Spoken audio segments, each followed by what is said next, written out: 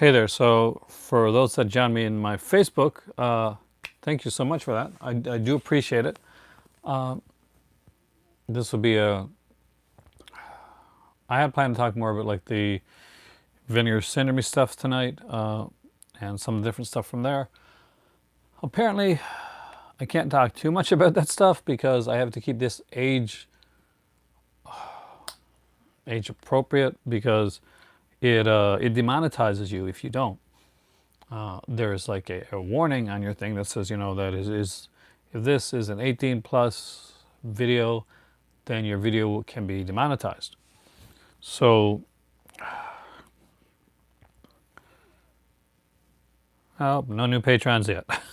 I can hope and pray because I got a feeling my videos are going to get demonetized a bit now because of the new rules that they have, which really, really sucks.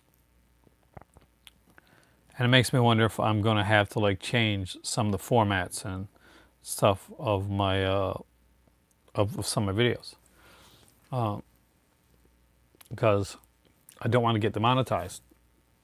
Needless to say, you don't make much here if you're a smaller channel like mine on hey George on YouTube, but in order to like even to get some of the films that I get, or to when I'm upgrading my mic, or extra like a while back when my mic died, and stuff like that, yeah, or even tea allowance, then that extra tiny amount can come in extremely handy. I am super peeved about the whole new style that they're doing for it. Hey William, welcome. Hey Corey and Alan, yeah, the Javid. Well, I actually did not think I was gonna get anybody here tonight. I thought I was gonna go on like Twitter and Instagram, let people know, which I'll probably still do. So I'm thinking about Black Friday, and I know. Hey, Tummy Films. I know that I'm not.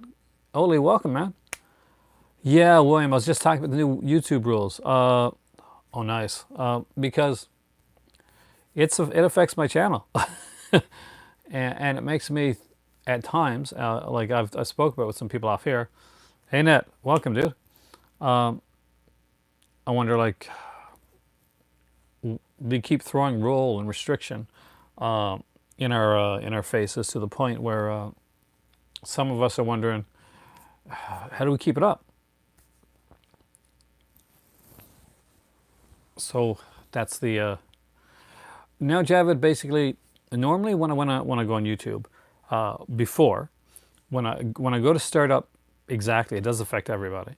And some people are probably just going to, like, this happened the last time things rolled out. We lost like a large part of a community, but I was lucky in the fact that I love Death Proof. I was lucky in the fact that that I had just like squeaked out enough.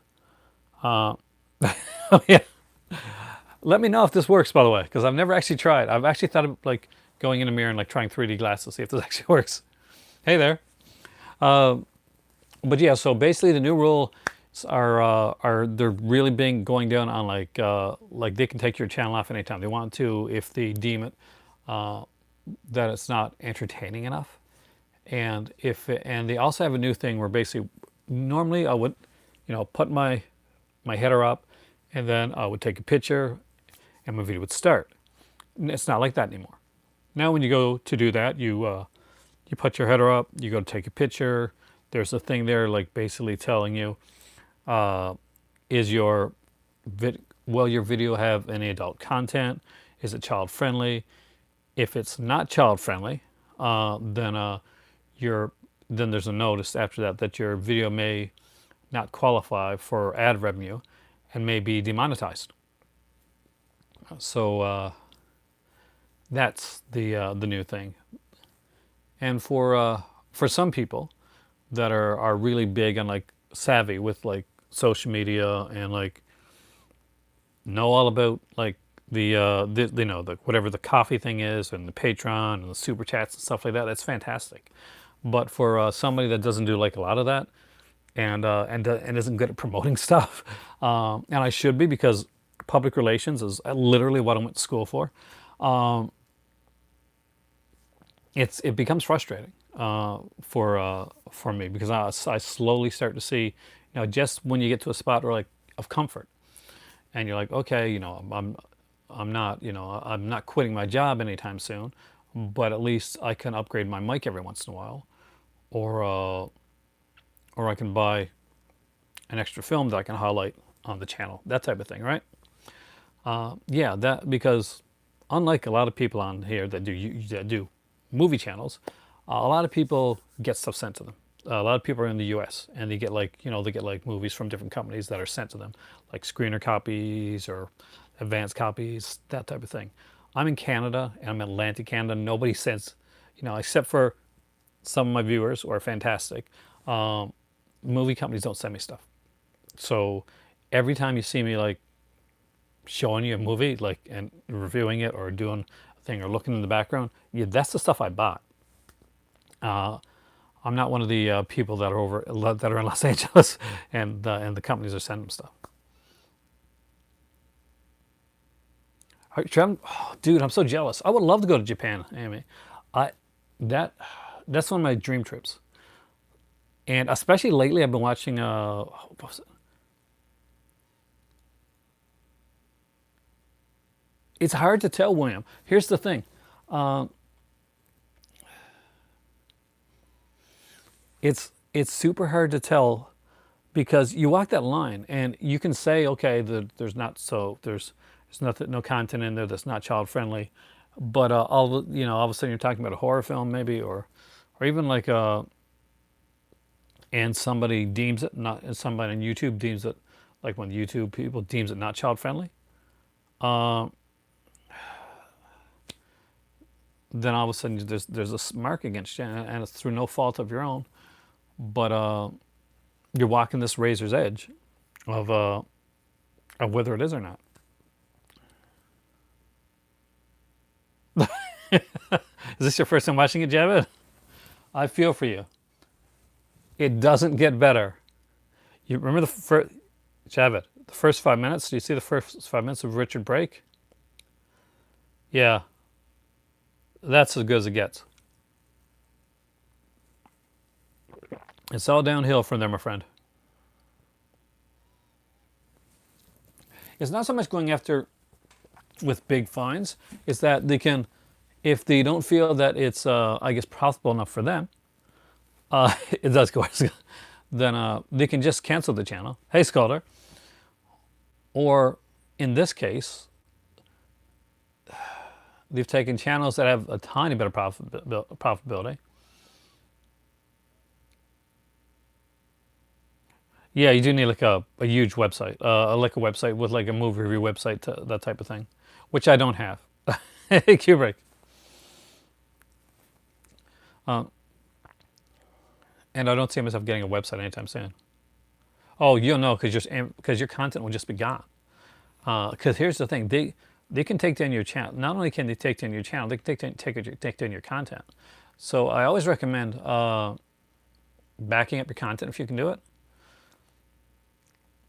because people have lost their channel, and they may not have got the content when it comes back, if it comes back.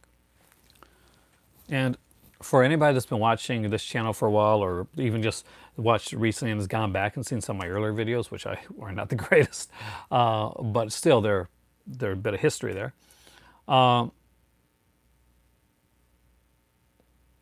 Yeah, there's over 2,000 videos that I did. I've done over 2,000 videos on YouTube, which I'm proud of, which means I have no life. So I'm proud of the fact that I've gotten over 2,000 videos done on here, and maybe not all great quality, but a lot of solid stuff. Spectre Calls. I don't know if I remember that one. It is hardcore. I mean, it's really hard. That's why I say look for other things. Hey, Mug.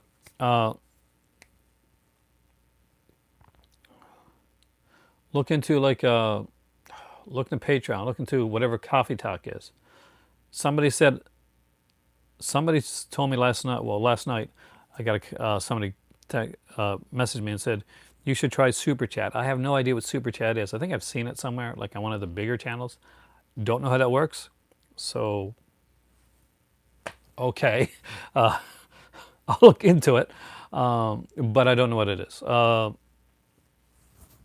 don't keep up with a lot of that stuff. I never have. Uh, I just like to kind of go with the flow. And I hadn't planned to talk about this portion of it. That was going to be like my first 2 minutes of my video. That was going to talk about like Black Friday and sales and stuff. Blue Moose has a small arrow flash sale. Nice. Okay. It is shifting in a way that I'm not exactly comfortable with. And shifting in a way to get rid of like a lot of the smaller YouTubers.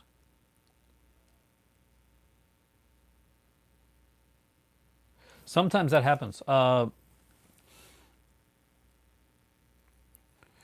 What I do, how did you ever, is you just, because you click on the review thing here.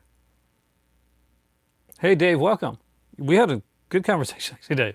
Dave here is actually from like the Halifax, Sydney area, I think, originally, if I'm thinking of the right person.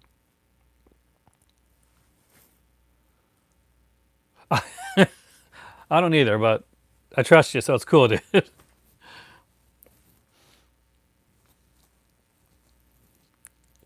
That's the most baffling thing, though. The other night, it totally knocked, knocked like somebody said, "Hey, look that." I'm like, "All right," and I was like, "Totally." I don't know if you noticed or not, but I was like trying to figure it out. Damn. Well, I guess it's just to make it look kind of 3D. We do, and the only reason that YouTube can do this now is because so many different like other venues that used to do like host videos are no longer around. Like they didn't make it. Uh, there were like a lot. There were a few different ones. It's different and it's hard.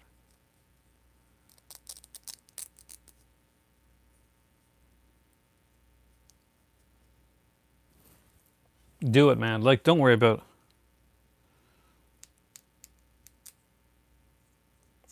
I know how you feel, man. I've been here for a while and it's something that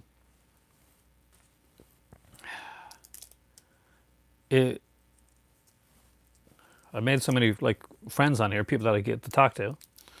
YouTube is like restricting things a lot more, Mug, to the point where when every time I turn on to make a video, I have to say whether it's going to be like 18 plus or not. And if it is 18 plus, if I do decide that I want to talk about, if I want to do a video talking about vinegar syndrome, like talking about the adult aspects and vinegar syndrome films like that, I got to choose 18 plus. And when I do 18 plus, then what happens at that point is I have to say 18 plus on my video, and I can get demonetized for that, or they can choose not to place ads on those videos. So any time I start to do a video like that, I have to go in and I have to like put that on there, which and a lot of companies won't monetize you.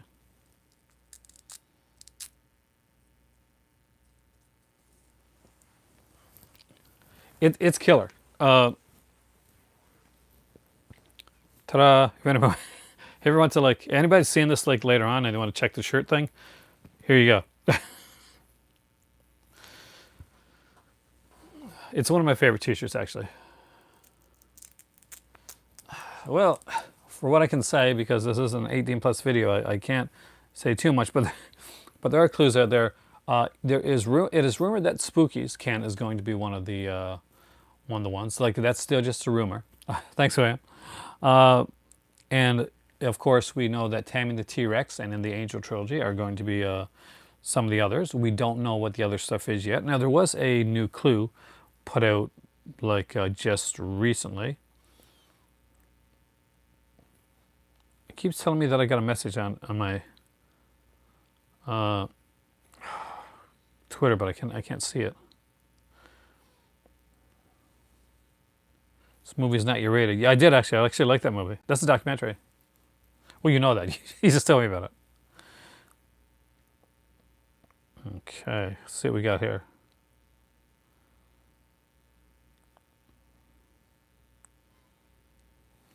Less than 2 weeks away from our Black Friday sale, 50% off almost everything, new exclusive limited edition slipcovers. One of those I'm certain is going to be Christmas Evil, including new Tammy the T-Rex and Angel collection, new VS and VSA titles, catalog slipcovers, the 2020 yearly subscription, and much more. I don't know if I'm going to be here in a year, so I can't do the yearly subscription. You know, that's legit. Just hit the thing on review thing so that it comes like, so it's not review, it's not held up, so I can see the messages. Thank you, George. This is what we know so far. Are you ready, guys? So there's some movies that are low in. So Pickup, otherwise known as Pazuzu, is down to 40 copies when this was done. Fugitive Girls actually is down to 10. That's an AC Stevens one. I recommend it. Blood Theater, which is by the guy that did Hobgoblins, that's down to 40 copies as well. American Dreamer is down to 30. We got Tam the T-Rex on Blu-ray and 4K UHD. You can choose what you want. All 3 Angel films newly restored and on blue. 2 new VSA releases. Now, hear this for a second though. 2 new VSA releases, 4 films in total, which means that the VSA releases may have one that's 3 films and one that's 1 film. Is it sold out? Thank you, Fry. I was wondering about that. Or 2 double features. Considering that we know that Vice Academy was being worked on, Jackie Chan did 2 horror movies. You mentioned that yesterday, didn't you? Did you look it up afterwards? Because people were saying, no, he didn't. So it could be that we're getting the Vice Academy like trilogy on, well, it's really 6 films, but the first 3 we'll say it's a trilogy. They came out originally in 2 different sets anyway, on one set, and we may have another one on another set. Graduation Day, Punk Vacation, and Christmas Evil slips coming. Has that been like verified? I don't own Punk Vacation. USV. A VSA? A Vinegar Syndrome Archives. UHD. A UHD is ultra high definition, like 4K. VSA is like Vinegar Syndrome Archives. And that's their kind of their hard box one with the huge posters that comes with it. I got the first 2, and there's 2 more coming out now. So the Ardennes 2020 Danuge, welcome. Titles and box sets, and one of them, like just one of the movies that I'm not going to mention, but it was mentioned on the channel here. The Murders one is actually coming out as well. So it's going to be a big year in 20. I don't know very many Jackie Chan films, to be honest with you. I've seen a lot of them. I've seen a lot of them in theater. I don't think I've seen that one though. But I have seen a lot of the Jackie Chan films, like back in the day. I grew up with it.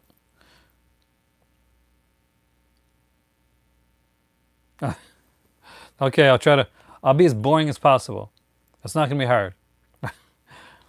But I'm excited. I mean, like, obviously there's 2 movies. Hey, Joe, welcome. I am okay. Frustrated with YouTube, but I'm okay. It's going to be an exciting time. For the first time in a while, I'm not going to be looking at so much some of the older titles. Like, it is like legit the new titles that I really want. I know that the VSAs don't come out very much, and if I got the money, I'm going to grab the Angel one for sure, Tammy the T-Rex UHD, the 2 VSAs. If I can afford anything else after that, I'll get it. I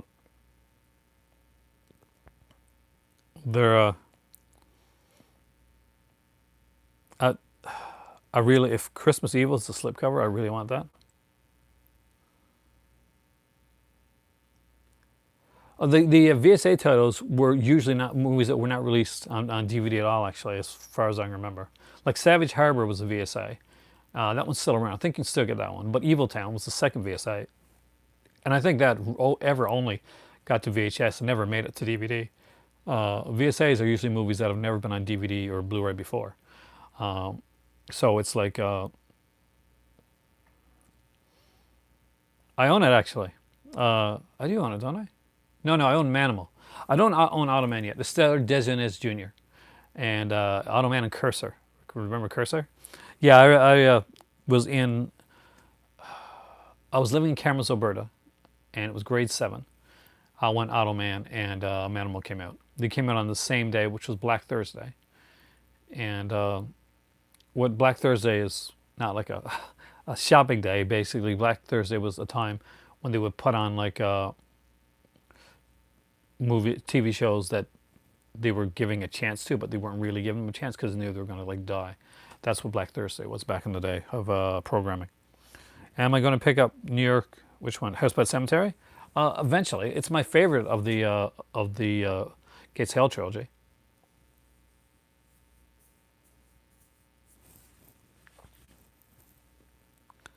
See, I wanted to pick up Simon Corkindale. Yeah. From Animal, I mean. Yeah. And he went on later to do Counter Strike as well with Christopher Plummer. I think Amanda Plummer's daughter was in that too. But I love Manimal. And I love the fact that whenever he changed to an animal, it would always be in that same background. So no matter if he's in like in an alleyway or a street or in some like other place, it would always be like changing to an animal. So the animal, you'd see them in like in some warehouse or something like that usually, with the same background, no matter what. You hear their double features? I'm thinking either mug that either two double features or it's Vice Academy in a single.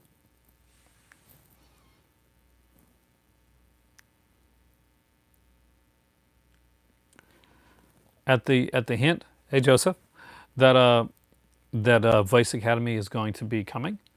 I think it's going to be the first 3 Vice Academy films are going to be in one VSA, and I think it's going to be a single for the other one. That's my guess right now. But it'd be cooler with two double features.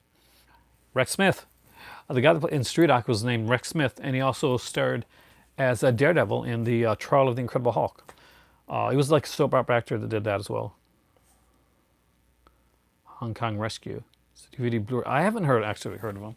There's a lot of companies you'd be surprised of that I don't know about. I'm only newer to AGFA actually. Hey Emily, welcome back. I saw you there on Facebook.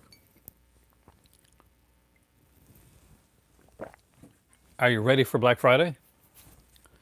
I have Tech War. I own the complete Tech War series. I have like a lot of like the Canadiana shows like Sinbad and stuff like that. No, it makes sense now. American Genre Film Institute, Film Association, Archive. Sorry, American Genre Film Archives. They do stuff like when I showed like Lady Street Fighter on here, and like some of the later Ed Wood films, they did that as well. He wrote the book. See, I think he directed some of it, but he didn't direct all. Like it was a TV series, basically. He wrote a series of like books, and Greg Evigan starred in the series, and he actually had a part in it too, if I remember correctly. There were some films first, then it was a TV series. Did you have the mix? I'm not sure actually. Lone Wolf and Cub is excellent.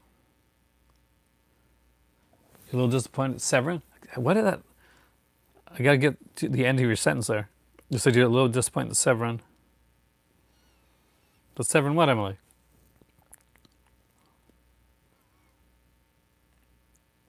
What are they releasing for Black Friday? I don't remember now. It's not a good sign. Wait a minute. Are they putting out The Boys Next Door? Is that a Black Friday one? Because I really want that one. Though I don't have to grab it right away. But I'm a huge Maxwell Caulfield fan. That's why I would grab that.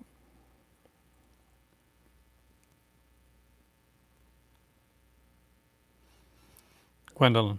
Oh, Gwendolyn's fun. Like I'm not sure if they'd be ones that I'd grab like immediately.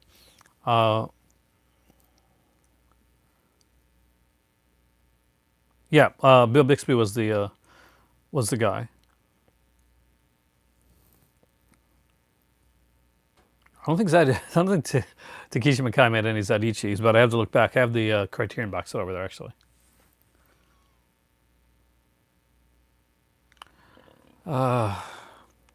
They take a while sometimes. They ought to get stuff. Not usually that long though. I'd contact them. Go to their Facebook. I find Facebook's the best way to contact Severin. Like not on their Facebook page, but actually message them. You know.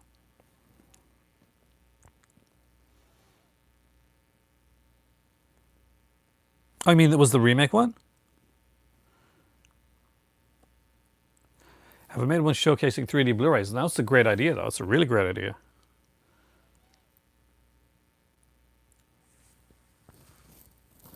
Now they may have a surprise. Hey, Chris, welcome. Uh, they may have some surprises, but as far as I know, Gwendolyn and I guess Seven Kids is like they're working on that as well. So again, not for everybody. Black Friday's next week. Next week, right? Next weekend. Hey, Mr. Dark.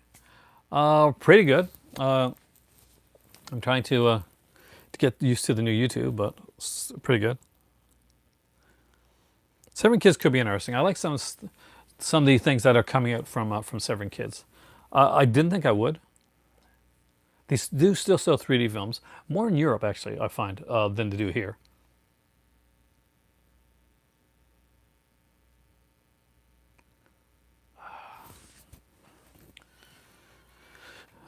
I'm sure Disney will figure that out. Though I got to say, anybody that's I don't understand the hack thing. I understand hacking, but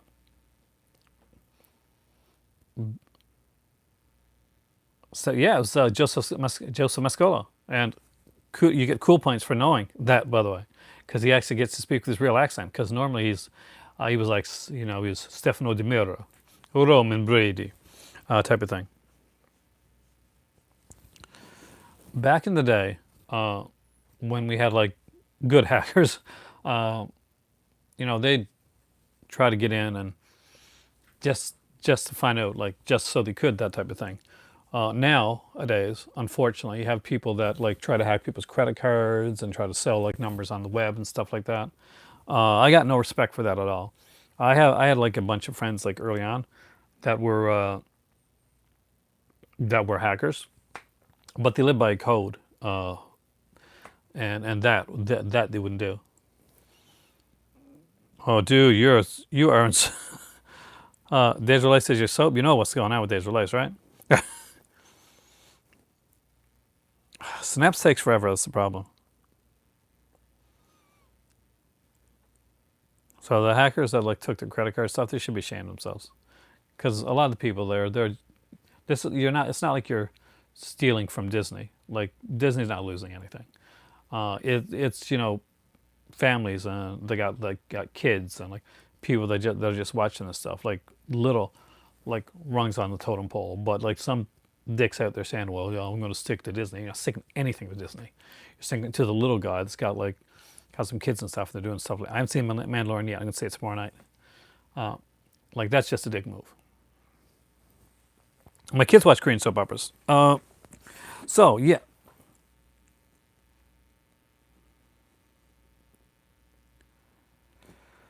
I'm on there, so hopefully nothing's going to happen to me. I'll eventually maybe I'll have to change my information and stuff like that. Just switch up my. Well, sort of. So, Alan, for people that don't watch soap operas or Days, you're probably still going to find this kind of interesting. So Days has been doing well lately. It's a soap opera that's been going on for years. I mean years. So that's Adam McDonald Carey, the guy from my favorite like Hitchcock movie. Shadow of a Doubt. He was in it, like till he passed away, actually. But so they're doing this thing where they're jumping ahead for a year, like year in time. But which means like the show's going to kind of go on hiatus. Now, they said they did this to save money, but every actor on the show. That's true, Scholar. But I have certain ones that I'm cool with. Certain ones I'm not. Every actor on the show got because I have great respect for like some of the skills that takes when you're doing it the right way. Like great mad respect. But every actor on the show got their contract canceled. So everybody that's on Days of Our Lives right now has no contract. I'm still a general hospital person. I am Emily, which is it's kind of comical because I was like, And says one of my friends was like, I was the Jason Morgan of my friends. Take that however you want. Well, that's what one of my friends used to say. That was his joke. That I was the Jason Morgan of my friends. Uh, God. But everybody on the show on Days of Our Lives, everybody's contract's been canceled. And they said they're going to renegotiate smaller contracts when it comes closer to the show starting filming again. Now, with that being said, I want you to let's stew on that for a second. There's a show, whether, okay, doesn't matter if you like soap operas or not, just think about this. Think about any show, and all of a sudden, absolutely every actor on that show doesn't have a contract. So let that sink in. And you know what that means, right? She did good exercise, yeah. Actually, the guy that did that storyline is passed on now. He actually did another soap opera called Passions that he got because of that show. Lasted for a while, too. It was the dark shadow of its day. Well, that one in Port Charles with she had vampires and stuff. But anyway, so that means absolutely every one of those actors, they're free. They're free agents right now. So what the other ones that are left, like Young and the Restless, General Hospital, Bold and the Beautiful, that's the only three left, I think. You can still say, you can look at them now and they're saying, oh, you know what? These big actors that have a fan following just just got just have no. Oh yes, I remember Flamingo Road. Hey, Cinematech. But here's the thing, though, Alan. What they're doing, they're negotiating, and trying to figure out and trying to work out smaller contracts. Places like Young, the Restless, and General Hospital, and Bold and Beautiful can come along and say, you know what? We haven't had, like, especially General Hospital, like right now. Nicholas just came back. He recasted that role. So they're like, my favorite soap opera of all time was a soap opera that's not on anymore, Javed. It was called Santa Barbara, and I related to a character by the name of Mason Capwell, who was played by three different actors, but the one that I liked most was Lane Davies. It's a different. It was one of those. He and the Cruise. You remember, right? It was a faster moving soap opera, much in the way that there's only three left. Well, four left. Days of Our Lives is left for now, Joseph. I don't think it's going to last. I really don't. I think it's going the way of All My Children, One Life to Live. It's going to get canceled. That's my thought right now. But Generations, yeah, that was a short-lived one as well. Another World. God, I got sun going in my head now right now, Emily.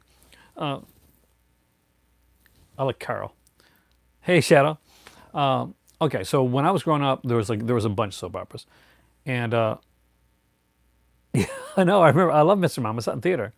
So when I started watching, I was like really, really young, and my grandparents used to watch one called Edge of Night. Victor was a Young and the Restless. That's like the slowest moving soap opera of all time. And Young and the Restless was basically like a murder mystery. It was. I'm surprised anybody was alive on that show. Like every day, like every week, seemed like somebody else getting killed. There's a new serial killer. Days relates like Coronation. Not really. Coronation Street's more of like an on the ground type of like Days relates. Everybody comes in like they're doctors or cops or lawyers or stuff like that. Though Cinematheque there has been. Oh yes, because I was in love with Delia Shepard on Ryan's Hope, and her character crossed over to General Hospital, and she was the mother of Ava Jerome. There you go. Hulu did One Life to Live, and it did All My Children. It did it for 1 year. They started it doing episode every day. It's like the other PlayStation, and then they went to like an episode, like we're in 3 episodes a week, with the Friday episode being a kind of like a talk about the week, what happened in the week before. I actually I liked LA Law a bit. Hill Street Blues I was okay with, off and on. I would get into it and get out of it, to be completely honest with you. But yes, soap wise, like Edge of Night, Another World, Days of Our Lives, General Hospital, Deidre Hall. She was Marlena, and she was it Electra Girl, right? Or and Dinah Girl and Electra, something like that. Texas, I do remember Texas. Texas was a spin-off of Another World. It came out with because the character of Iris, who was the daughter of Mac. I did like NYPD Blue actually. They spun that off. Now there was a certain period of time. I want to see if you remember this, that they tried to adult soap operas up a bit. So for a very short period of time, Another World ran for 90 minutes. Part of Dallas. No, Texas was part of Another World. Uh, a daytime soap opera. Dallas spinoff was Knots Landing.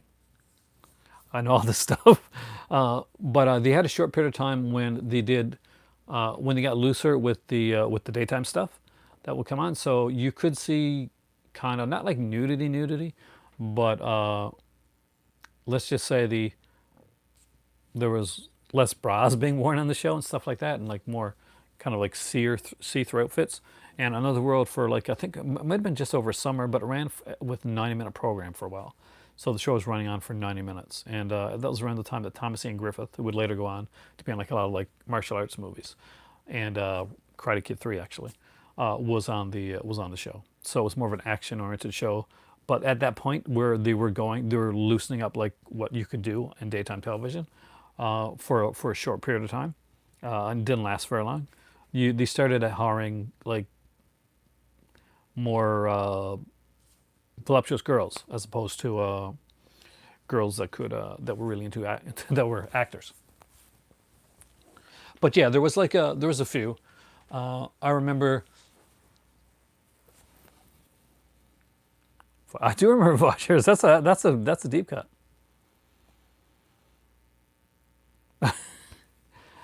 Well, like talk about all kinds of different stuff. Donna Reed. Was she in Knots Landing? Oh, you mean the bad girl?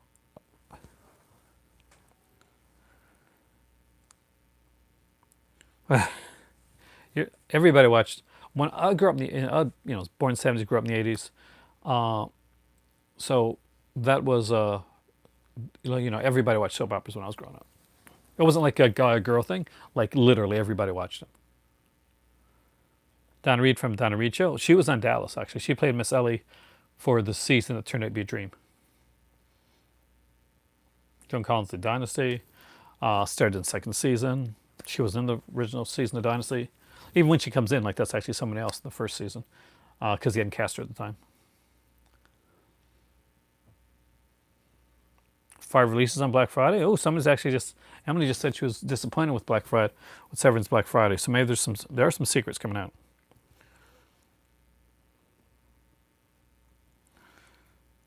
But Severance said on their Instagram that they're going to have. I have every season of Dallas, and I did watch the redo show as well. I still want to know how Christopher got out of dying in the new Dallas series, because I don't believe they killed off his character. Deborah Shelton was gorgeous. She played Mandy Winger, and she had the bluest eyes. She had the bluest eyes. You guys know now my thoughts on Deborah Shelton, which I think like originally was why I watched Body Double so many times, was Deborah Shelton's part in it.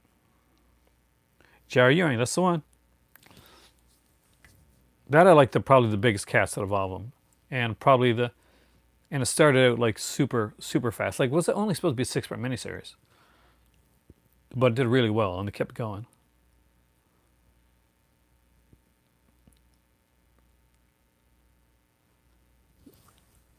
The killer part is the very best storyline Linda Gray, the actress that played Sue Ellen, ever had throughout the entirety of Dallas was the dream season. Like people look at the dream season and they think, oh, what a horrible season. There was a different Miss Ellie and also, no, dream season, really good, really. I don't have the Gunsmoke reunion movies actually. I do have to get those. I only got a few. I love Western TV shows, the older ones, right? So whenever I can find them, like I pick up like a set or season here or there. I got like a few Gunsmoke. I got the first season of Paladin, you know, Have Gun Will Travel, and of course the first season of Rawhide, which was really good.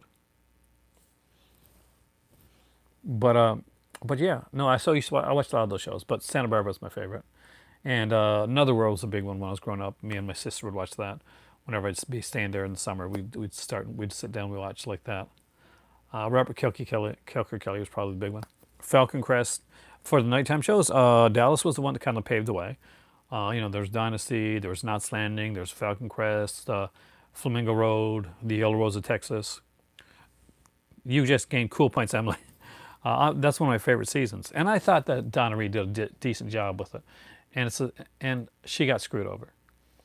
But the two worst things about the Dream season, of Dallas, like worst things of changing it to making it a dream, is that one, Sue Ellen's best storyline ever. Two, the return of Jock. They did that so well in the Dream season, and when they did that other season, because they picked Steve Force. Steve Force is a fantastic actor, by the way. And when they brought, then that was horrible. One of these days, I hope to.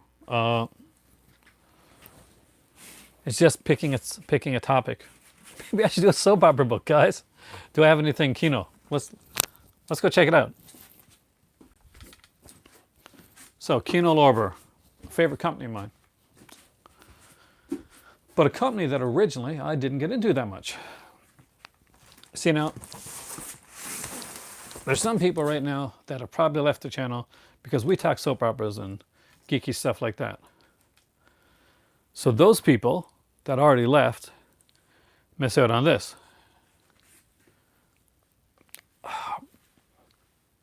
I love Nightmare Cafe, and unfortunately it didn't last very long. And I'm guessing I don't think it was a rights issue. I think more than likely it's just they're wondering like if the you know, the viewership is there for it. So this here, guys,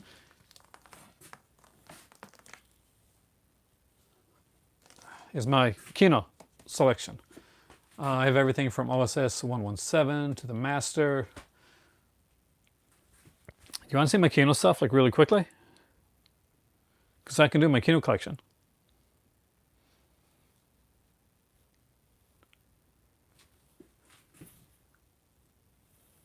And the cool thing about it is I can do it while I'm standing up.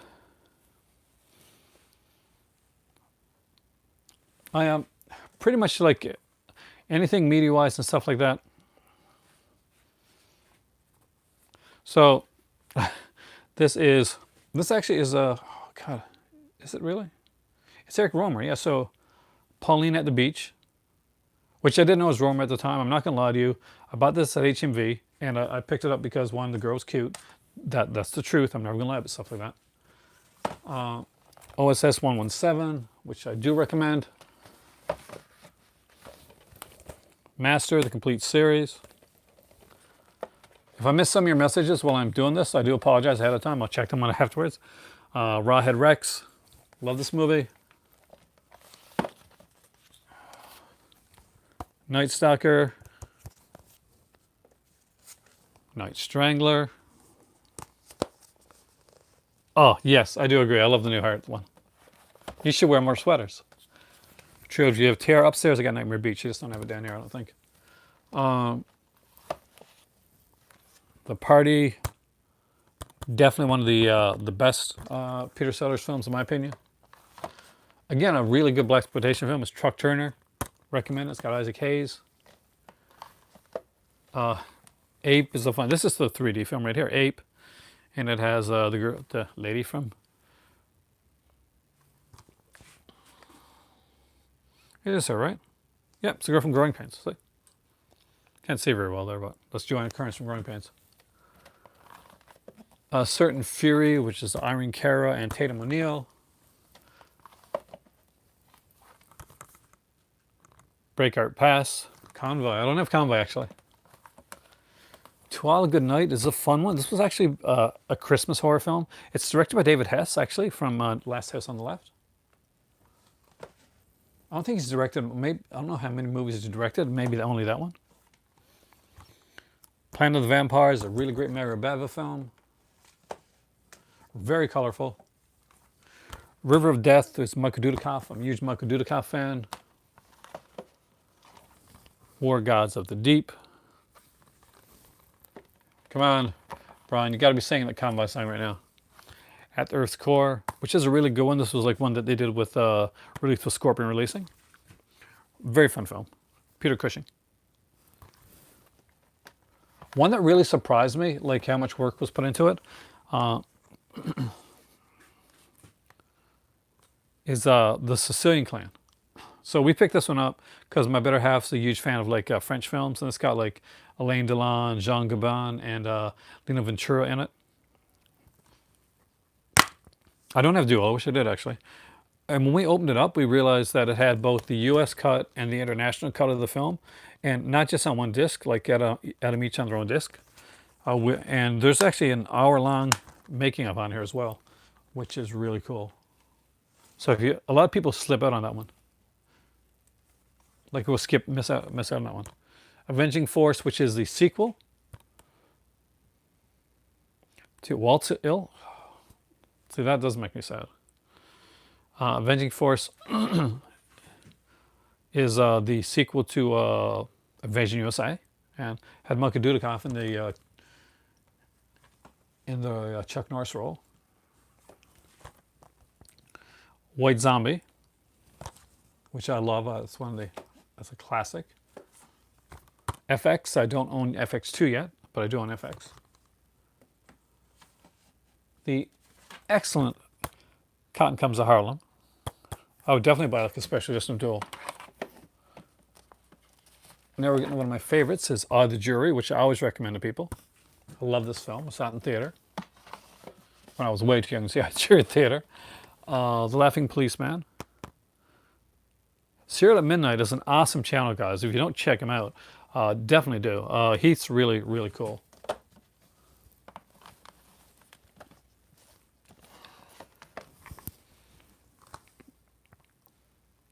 I liked FX too. But the first time I saw it, I did find only so-so. As long as it's not you know who doing it, then I'm good with it. Queen of Blood, which makes it's actually a really good double feature. We double featured it with the Planet of the Vampires. Here's one that everybody should have in their collection. It's a great film. Sugar Hill, fantastic blaxploitation film, like really, really good blaxploitation horror. And we picked this up during one of the sales. I don't think we knew at the time like what exactly Sugar Hill was. We didn't know it was a blaxploitation horror, but definitely check this one out, guys. I don't know many people that aren't subscribed to Serial right now, actually. Heath has a website too, so.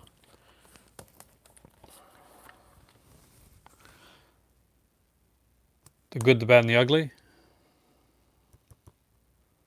FX, I actually have both seasons of that Warlock. Because you know me and my Canadiana stuff. This is an odd one. Fuzz. Yeah, but the ones that got on sale are already ones I already got, unfortunately.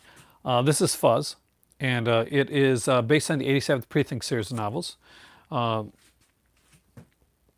There actually was a TV series called 87th Precinct. Yeah, I can't say Walt going with him. I can see him like pulling the wool over Bill's eyes, but not over Walt's. Last Embrace. Hey, John. Welcome. It's one of my favorite covers. I don't have Man on Fire. I gotta get it. I'm a huge Scott Glenn fan. For people that don't know who Scott Glenn is, Scott Glenn was the guy that was originally going to be doing the part that was done for Sons of Anarchy, like the lead role, not the kid, but the Ron Perlman role. And because Scott Glenn literally, like, legit is a biker guy. He doesn't look like, he may not look like as the tough guy in the same way that a different film, but there's a Denzel Washington movie with the same name. You may not look like what's the word I'm looking for? He looks, he may not look as tough, but Scott Glenn is a legit tough guy. A lot of people would know Scott Glenn, for instance, for like Silence of the Lambs, because he plays Jodie Foster's boss in Silence of the Lambs. If you don't know the name, that's probably where you're gonna know him from. This is okay, not a great film, but I enjoy it. I gotta rewatch it again.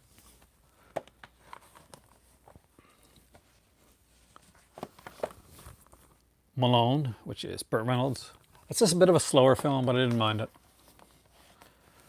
Now we're gonna get to a classic one. He was in, yeah, actually it wasn't Keith. Young Gary, Monster from the Deep. Right now, Juan, we're doing Kino Lorber, which I didn't intend to do, but somebody asked for it, so we're doing it. You want to see South Korean monster film, where the monster and the little boy dance together? I did not. I wish I could have afforded it, but I haven't been able to afford it yet. That's the honest to God's truth of the matter. I wish. I couldn't even afford to pick a Pokemon. I really want Pokemon. White Lightning. If there's one Burt Reynolds movie you're gonna get, this is the one. Actually, there's two, because they did a sequel to White Lightning. It was actually really good, but it's more in the Burt Reynolds style than that one, which is Gator. The classic Trouble Man.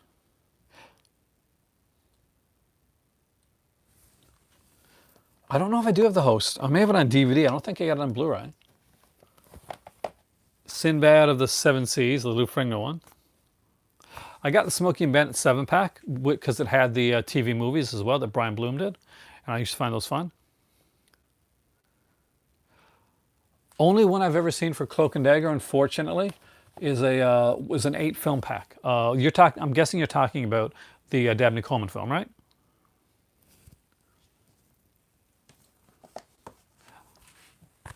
Here is 7, which is a William Smith film. I'm a big William Smith fan. And is this Sedaris? Yes, this is an Andy Sedaris film, actually.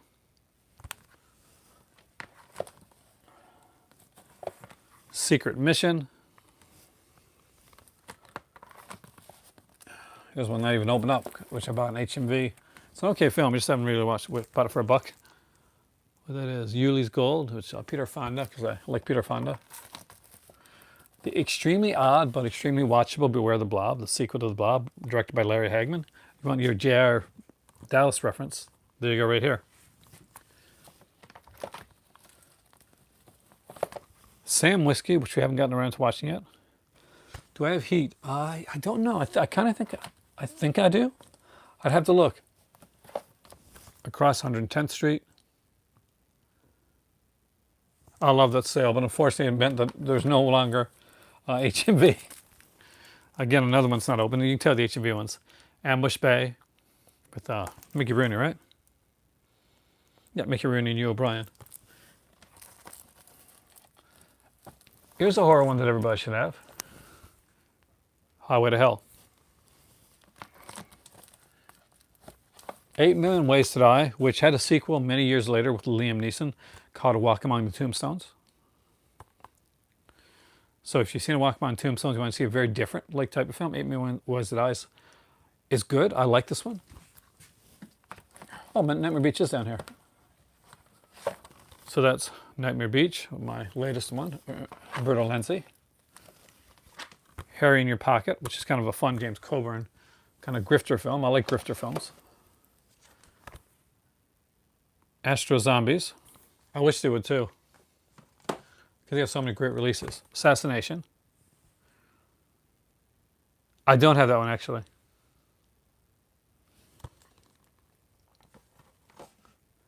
One of my favorites is I managed to get Adventures of Captain Marvel. Excellent, excellent one. Code of Silence, and again, another great film.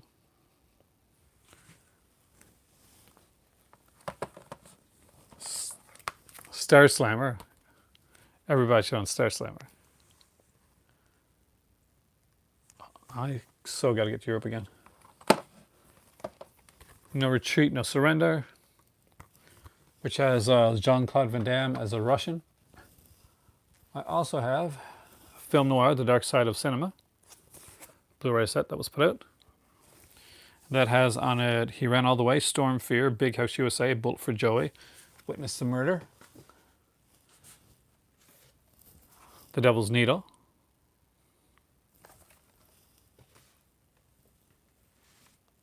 The Outer Limits, Season 1 and Season 2, and Film Noir Dark Side of Hollywood up there. I also have Arabian Adventure, which is actually really fun. I do have the 1990. If you're talking about the one with with J.D. Salinger's like grandson Matt Salinger, I do have that one on Chef Factory.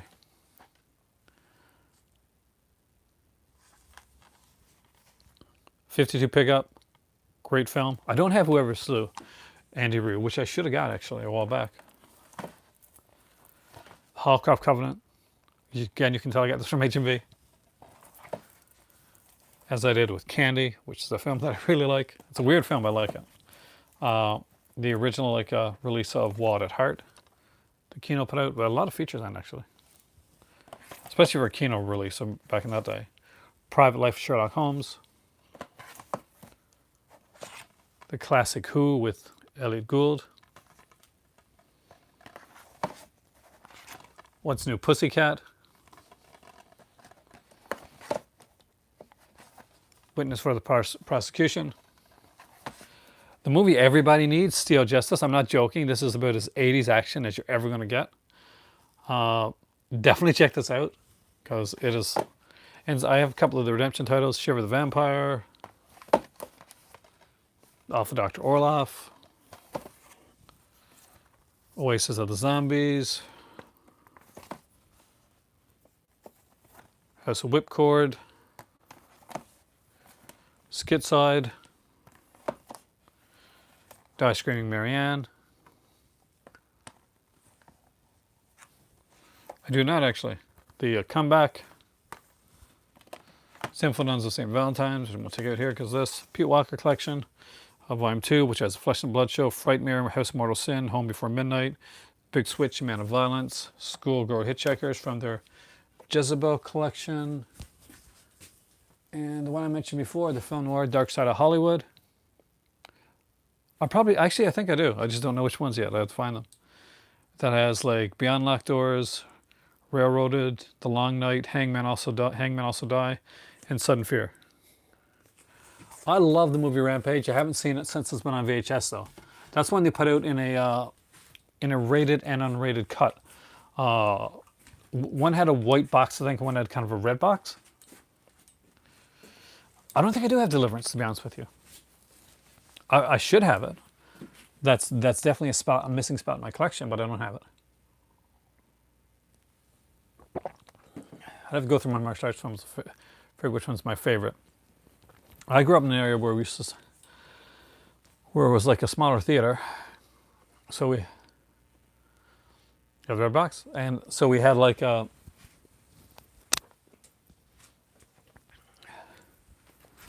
So we had a lot of martial arts that would show in the theater.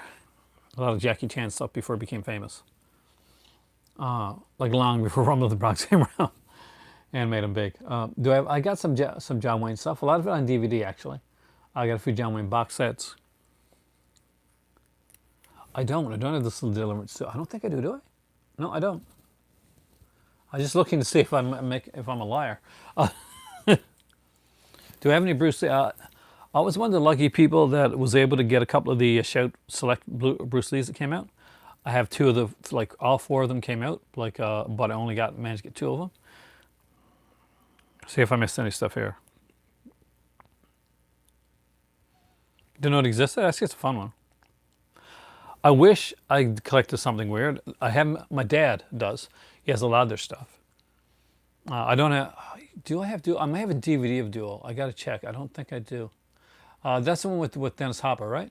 The one directed by Steven Spielberg. I used to have one of those public domain collections a long time ago. Duel is an excellent film.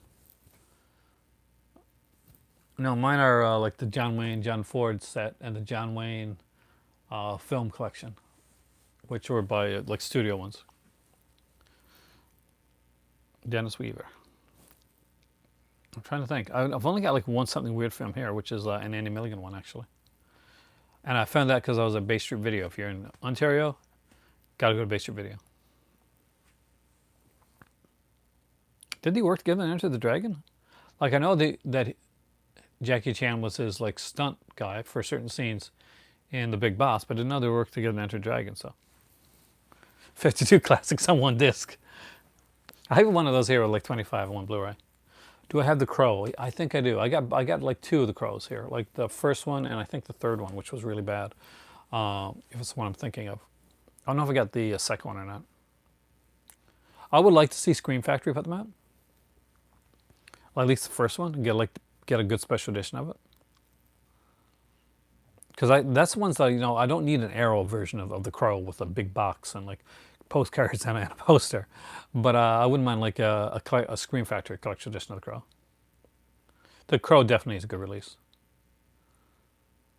Oh, really? I didn't know that actually. So, see, there's something else I learned here today. The Crow TV series had the guy that was in, well, he would later go on to be in like, Hawaii Five-0. Have a great night there, Emily, and thank you for coming in.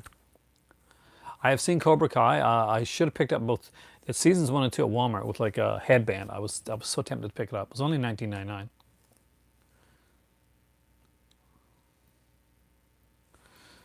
The Vestron label is slow. Is much like Synapse. It's so slow, like getting stuff out.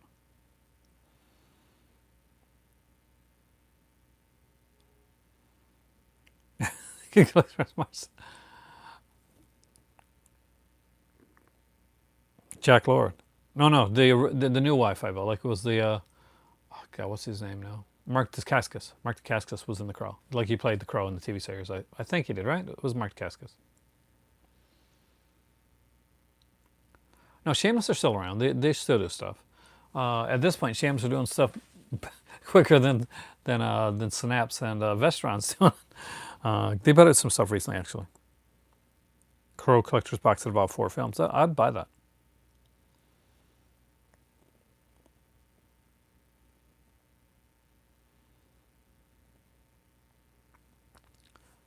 Hey Darren, welcome.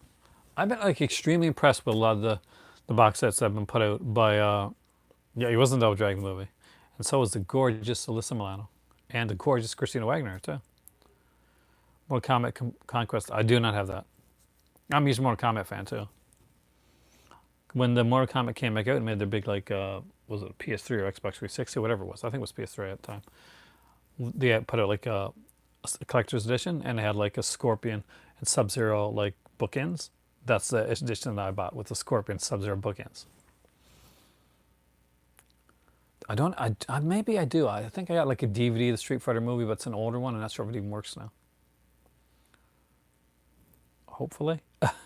I'll be honest, I love the first Mortal Kombat movie.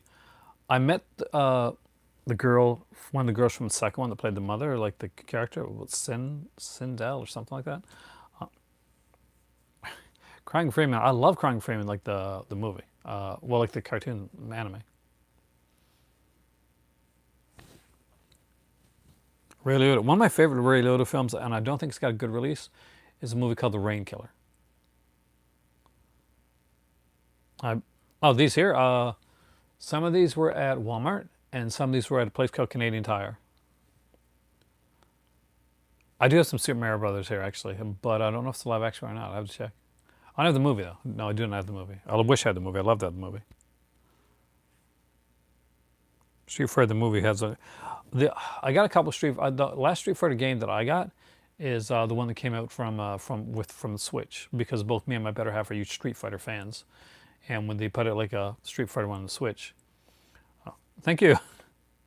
Scorpionet's rank. Do they really? I didn't know that. Unlawful Entry does need a good release. I love that film, actually. I know. I'm really surprised when I go to Shopper sometimes. That's where I found Slasher Season 1 at. Yep. I was a huge arcade person. I used to go to the arcade all the time. I was a demon at Tempest. If you don't know what the game is, look it up. It was actually a really good one. I remember the game, like slightly, but I remember the game. But I was a Street Fighter 2 person. That was one of my games. I played a ton of it. Like Chun-Li. Chun-Li is my character. Ridge Racer from the arcades. See, I remember I would like to have, like, we had like a really nice arcade in one place I was in. I remember I used to go to pool halls a lot too. So I played a lot of pool, played a lot of pinball, and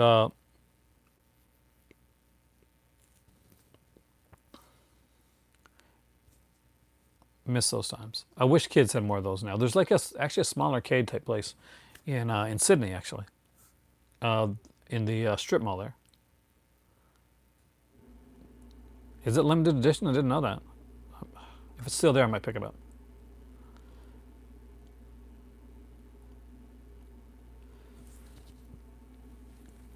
I remember Turtles in Time too. It was like a Turtles one. I play a lot. I used to play a lot of fighting games. I wanted a 3DO, but never had a mug. I got to go to Japan. See, there's another reason I got to go to Japan.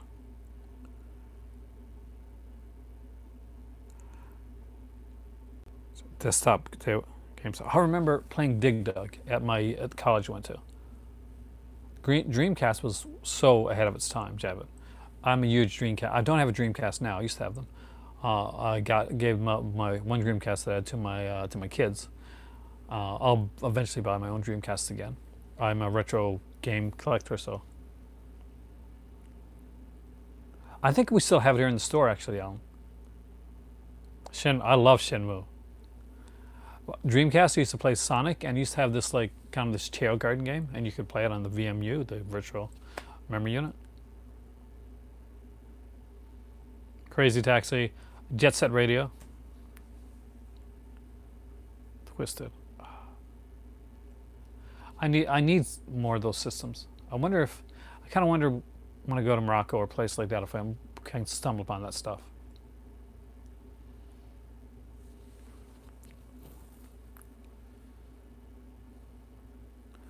I don't have the new Mortal Kombat yet. I'm behind on that. But anyway, guys, at 68 minutes, and I got to work tomorrow, actually early in the morning, and my better half is coming home. I have got to get some sleep, so it's not going to be time for tea for me tonight. Is that Mark Dacascos?